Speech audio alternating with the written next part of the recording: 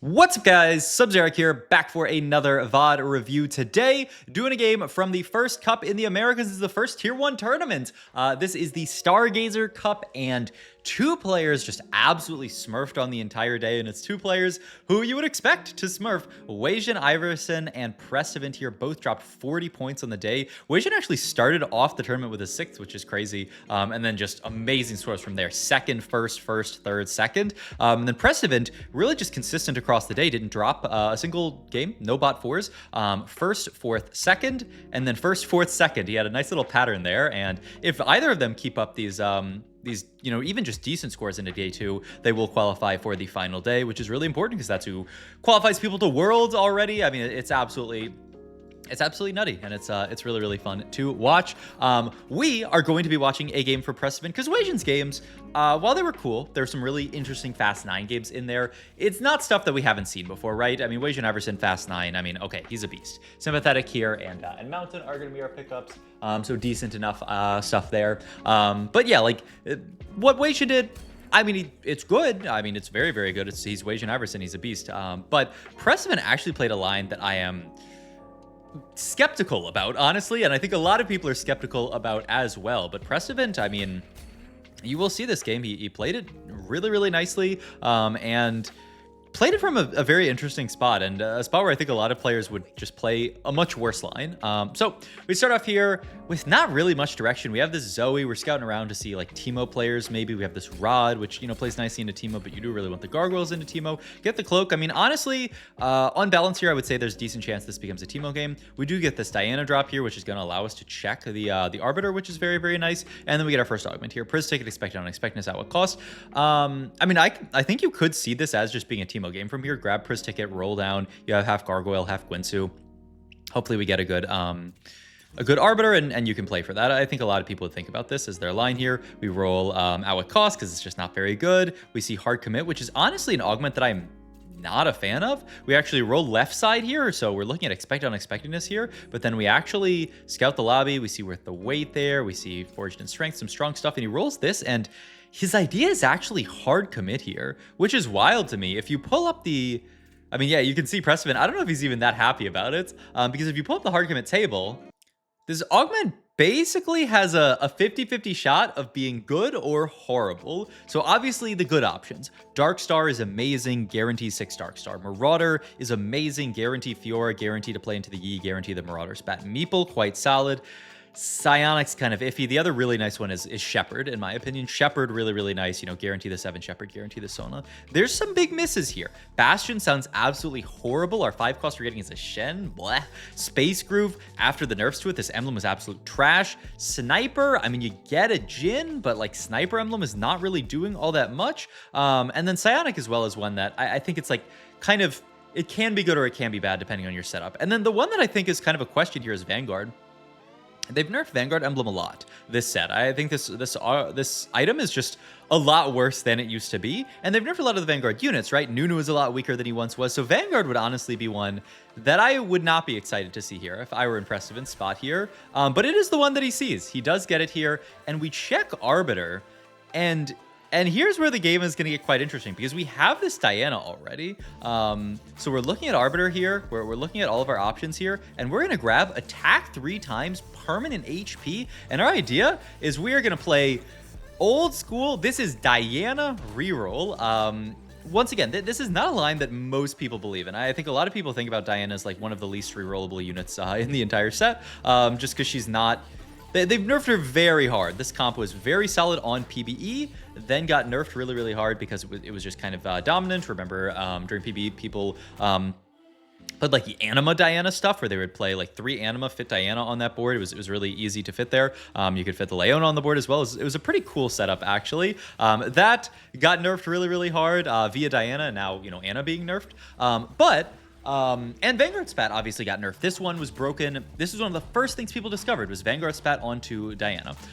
Is, you know, really, really nice because it's, you know, giving her AP, which will scale up her shield. It's making her a little bit tankier. But Vanguard Spat also nerfed. So I think, you know, in my opinion, if I saw this spot, I would be like, okay, we have to try to play, you know, maybe every 3 attacks gain some AP, play into like a Vanguard LeBlanc game. I don't love it, but I can live with it. But Prestivent says, nah, we got this Diana. We're stacking it on 2-1. We have half Gwynsu here, which is very reasonable as, you know, a slam here that would also get the Diana stacking faster. And so we're going to play around this Diana. The other thing that's really interesting about this, I'll tell you right after Cosmic Hex with the Gwynsu. I mean, I'm down. I'm certainly down. Now, my only question is, do you scale up? Do you Cosmic Hex the Diana as well? Or do you think about Cosmic Hexing like some kind of frontliner here?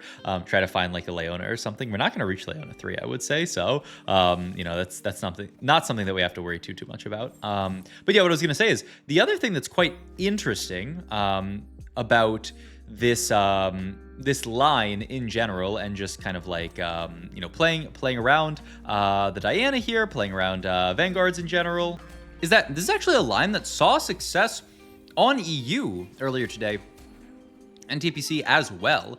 I believe it was played twice in EU and top 2'd both times, and that was actually a really interesting, I mean, call it a cook, call it not a cook, but it was Diana plus Misfortune reroll, which is absolutely crazy. Now, we'll see how deep into this Prestivent wants to go in this spot. If he wants to just play pure Diana, if he does want to play this like Diana Misfortune duo carry, we will see. But, I mean, we get the 3 Arbiter in here with the Zoe and the Leona. We get the 4 Vanguard in here. The board's looking great, and this Diana is stacking up HP, 1338, 1364. I mean, you can see in a lot of these fights, I mean, every 3 autos, she gains extra HP. I mean, this Diana, 3.6k damage here. I want to see how much HP she's sitting at, but I think the answer is a lot already. And if you can get all this extra HP onto the Diana, I mean, she does become a fearsome carry. All these melee boards running around, right? Riven, Master Yi, Primordian, all this kind of stuff. Diana's quite weak into them if you don't get a ton of HP stacked, because she's just going to die. She has no aggro drop built in. It's very difficult to build an aggro drop on her usually, because of the fact that, I mean, where are you going to fit that into her build? And so, yeah, very, very often, I think Morello here onto Zoe makes perfect sense, right? He's actually just going to slam onto the Diana, just get the item onto her, get the HP, get the AP. Yeah, this makes sense as well. But yeah, if you don't have all this HP stacked on her, no aggro drop means she's just going to die to melee boards. The thing is, you can cross a threshold where Diana becomes so tanky that something like a Yi, something like a Briar, something like a Riven cannot blow her up, and then she starts winning the matchup because she can then just sit in front of them, tank them forever, and do a ton of damage. Ooh. Soul Awakening in theory sounds amazing. We just need to kind of like get there. I don't know that it's trait tree. I think there are some very good hits and there's some very bad hits. Giant and Mighty actually sounds interesting. I think you actually preferred... He's looking at Soul Awakening here. It's kind of interesting because I feel like Giant and Mighty actually would be pretty decent. But maybe his idea is that like we actually do need some damage once we get there. Because it's like, do you want tankiness or do you want damage here is the question. And Prestivent says we want damage here, which I mean, it makes sense, right? You're going to get a lot of tankiness out of the Vanguard and the fact that you are, you know, stacking up this HP onto Diana. So really just want to say, if we're playing for a really, really long fight, we want Diana to be able to kill people. It's also just, we're not getting a lot of AP on this board because it's not an AP Arbiter. So AP from something like the Soul Awakening is going to be really, really nice. So makes sense. We are going to start losing some fights here. We do pick up a Nunu here, which is really nice. And we're still just waiting on, you know, we're going to continue getting our hard commit stuff as well, which will help us. I mean, we're guaranteed to get a Blitzcrank, which is really, really nice. This augment, I mean, honestly, I think, especially from this spot, I wonder if Prestivent did even like think about this and saying, you know what, I have the Diana, so that actually like checks off one thing off the list. If normally hard commit is not that solid, well, if all of a sudden we have Vanguard into Diana, it becomes a lot better, because, you know, if half are good, half are bad, then, you know, another one being good is really nice. Cryohex is so tempting here.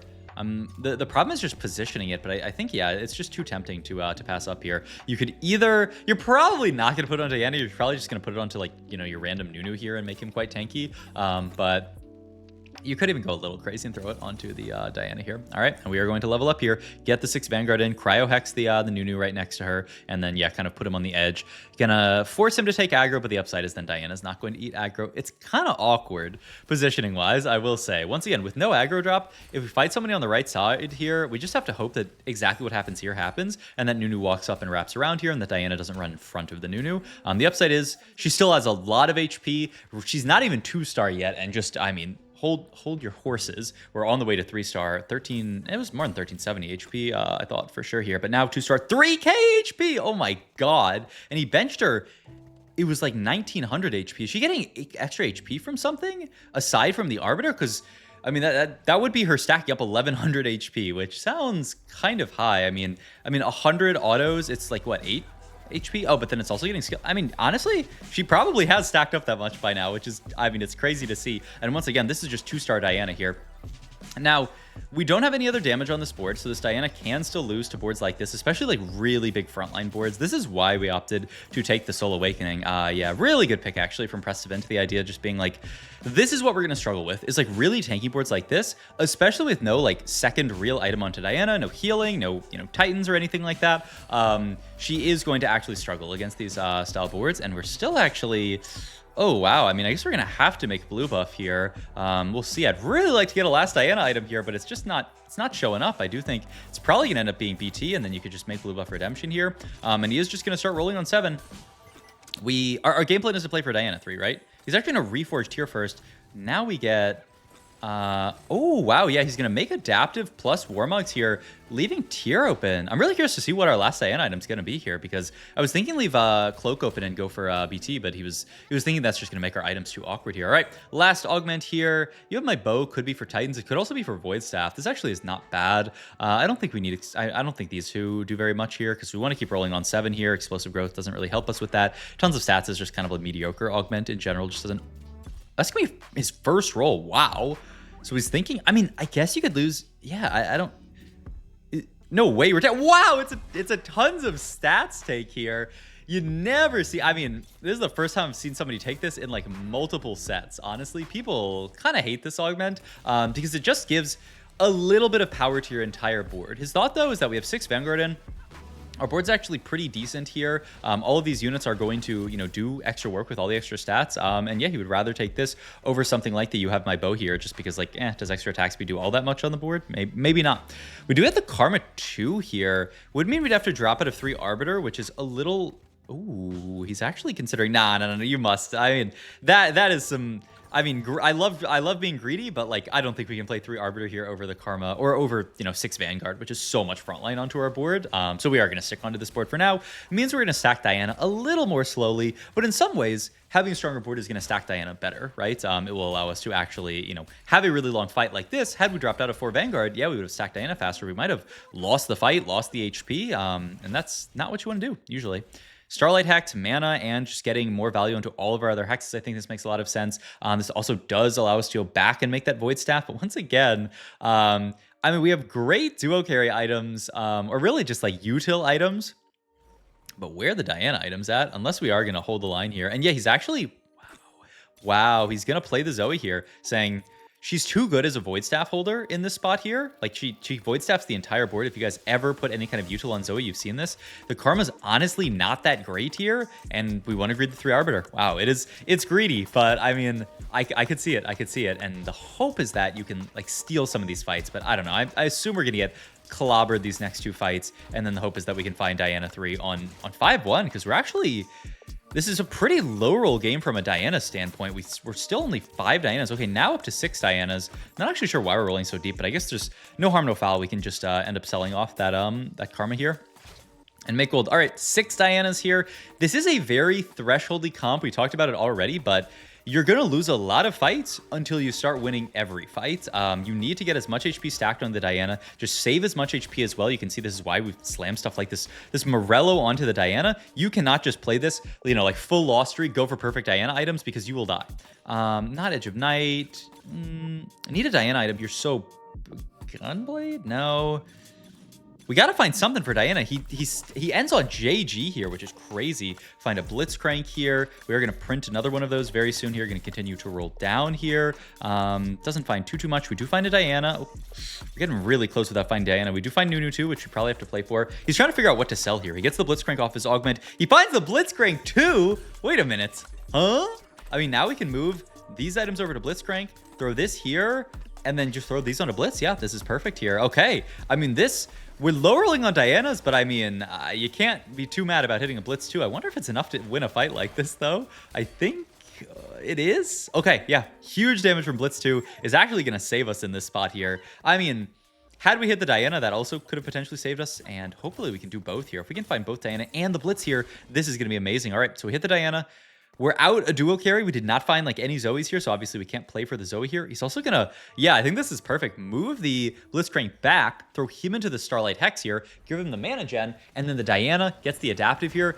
Look at this Diana, man. Look how many little bars he has. I mean, I'm down for him to click the Diana again soon. I think he just clicked on it, but I'll just wait till his next check because he should be, if he's a good content player, checking this Diana frequently. But now we've really made it to 6k HP on this Diana. My god, I mean, she's just unkillable at this point, and still adaptive is not a great item onto her. We'd love a BT. That big percent HP shield would be amazing.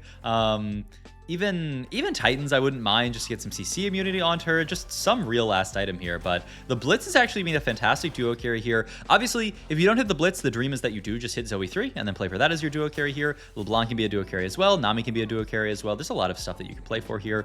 Don't get any Diana items here unless we're going to go double Guinsu. That doesn't sound great. I mean, you must take Anvil here, right? Surely, right? Okay, grab this.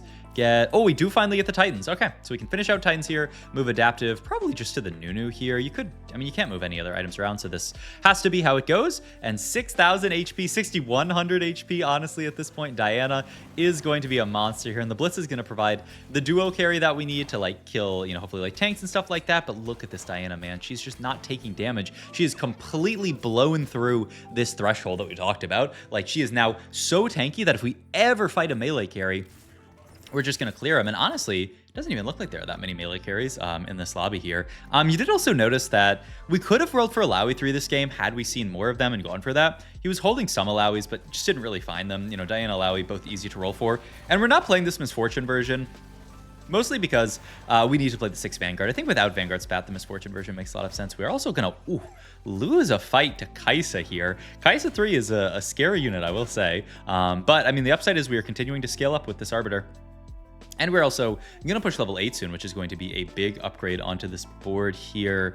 Just trying to figure out what it's actually going to be, because, like, I mean, we still do not have Challenger in for Diana, which is hilarious, but it just hasn't fit, right? And, like, Challenger is not a very impactful trait at the end of the day. We will see if we do end up fitting it here. Nah, yeah, this is just going to be his idea here, is just going to get not actually Shepherd in quite yet. It's going to fit the Karma in onto the board, and then the Voyager in with the... Wow, this is kind of a crazy setup. I mean, it's just Vow, right? Yep, Vow here. Looks good. Just Voyager, buff up the entire board. Aurora is also just some extra, like, damage conversion into true damage for our entire board, which is nice. That was very scary, but Blitzcrank was able to clutch it out there in the end. 20 gold here. Really just trying to finish out the rest of the board here. Yeah, he's trying to figure out, like, do we want to play... No, I mean, like, there's no real need to play Shepherd here. It's a little bit awkward to fit.